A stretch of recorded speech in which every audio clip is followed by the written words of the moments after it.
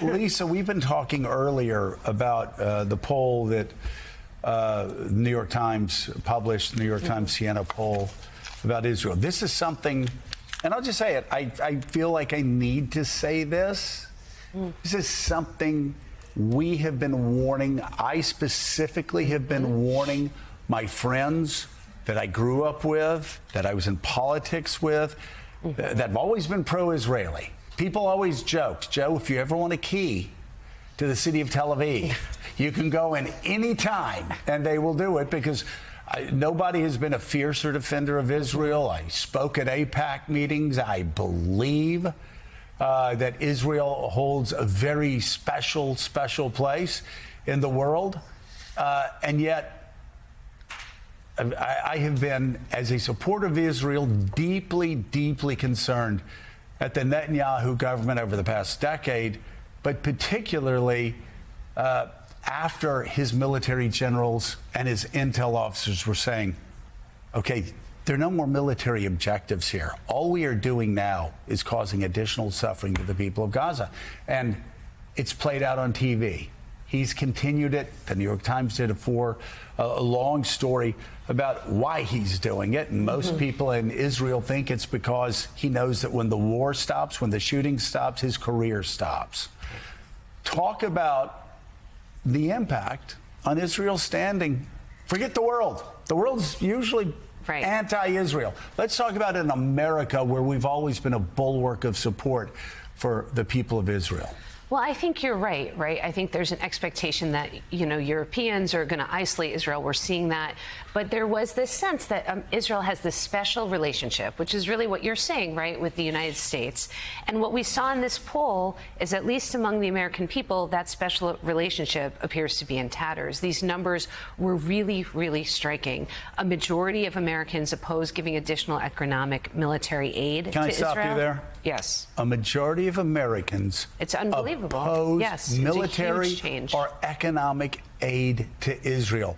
I never thought I would see that in my lifetime. This is a seismic change in how the American public views Israel. And really, we don't see changes like this in American public opinion. Sometimes if there's a war or something, we haven't really seen them with Trump. Our numbers in the poll on people's views on the president, even on some of his sort of more divisive policies, are fairly stagnant.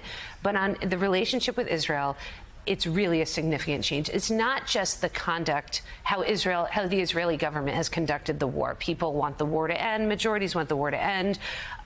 Majorities, as we said, want to stop foreign aid. But that has really trickled into a broader shift in how Americans view the country generally. And for the first time since we've asked the question, which was 1998, and really since the question has been asked since the 70s, slightly more Americans say they are more sympathetic to the Palestinian side than the Israeli side.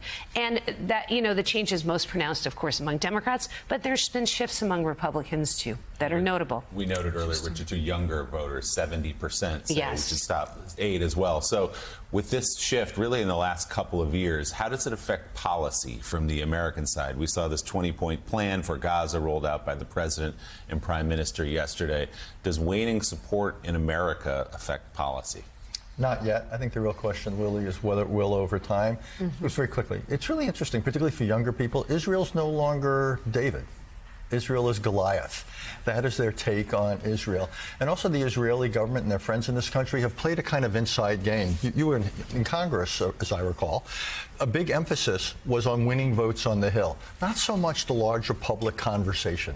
And Israel has increasingly lost that conversation, and Gaza has reinforced it. I don't think this is immediate in terms of today's policy, Willie.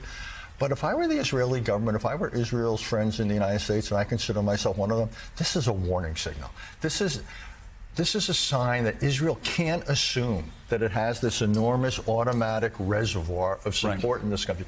This is and the question is, but I don't think this Israeli government takes this seriously. I think there's a feeling that they can always deliver the United States. At the end of the day, we'll be there. So I think there's a real disconnect between the changing realities here and the perception. Well, it's never going to change until the day it does, until politicians figure out where the numbers are in their district. I will say also, there may be some people say, oh, there's just the Democrats this, is that the Democrats are anti-Israeli.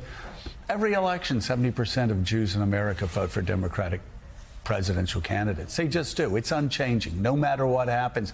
So in this poll, this is not just, you can't say, oh, this is anti-Semitism or this is the media. There are also, there's been consternation in the Jewish community for quite some time about what Benjamin Netanyahu is doing in Israel. Yeah, it's not a monolith, and it shouldn't be portrayed as such. There's been a lot of anger here in the United States, in the American Jewish community, as to how far Netanyahu has gone. And we see yesterday, despite all the reporting that President Trump, frustrated with Prime Minister Netanyahu, wants this war to end, yesterday still standing shoulder to shoulder. I mean, certainly the clock is ticking in terms of getting a deal done. Look at that top line, Jonathan. I mean, there you are.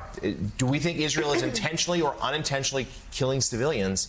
The answer is now 40%. 40% of those polled say yes, it is, up from 22%. And only in December 23. 25% say they're taking enough precautions. 40% of Americans, a plurality, believe Israel, our closest ally in the region, is intentionally killing civilians. And Lisa, a poll is inherently a snapshot in time, but we have seen the trend lines here. And there's a sense, and Richard, we've talked about this could be years, if not decades, for Israel to repair its image because of what's happening in Gaza. Yeah, especially given the numbers among younger voters. And I do think it's not having an impact on policy yet. And in part, that's because of who is the president and who controls Congress. However, when you look at these Democratic numbers, if you have 80% of Democrats saying that this war has to end, saying that they should not give foreign aid, it's hard for me to imagine that politicians are not going to be responsive to that. If you had 80% of your party telling you that when you were in Congress to do something, it's really hard to push back against that, right. As someone who is in that seat, I assume. So I do think we're going to see this play out in short order, and we're already starting to see it as Democrats have these primaries, in New York City, in the midterms, what's happening here could have a big impact if Zohran Mamdani becomes mayor. And then certainly if we get into a 2028 Democratic primary, where I think every Democrat in the country wants to be on that stage, we will definitely see this play out. And I just think their politics and their policy will change in response to how their voters have changed. And those numbers, of course, among younger Democrats are even more pronounced. So Richard Haass, national political correspondent for the New York Times, Lisa Lehrer, thank you both very much for your insights and reporting this morning. And